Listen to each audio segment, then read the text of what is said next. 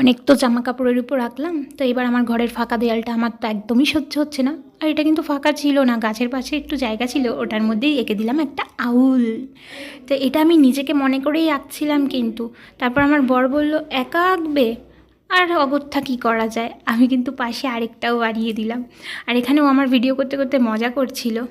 আর এদিকে হচ্ছিল বাড়িতে আমাবস্যার পুজো, তো পাতু এখানে কাশ বাজাচ্ছে, দেখছো তো কতটা হ্যাপি। পুজো হলে কিন্তু এরমই হ্যাপি হয়। আর এখানে দেখো আউলটা প্রায় কমপ্লিট। তো পাশেও কিন্তু আমি একটা ভোটকা আউল এঁকেছি, মানে মোটা আউল। কিন্তু ওই মোটা আউলটার লাস্ট ফিনিশিং যে এরম হবে এটা আমি ভাবতেই পারিনি। তোমরাও দেখো মোটা আউলটা লাস্টে কেমন হয়েছে।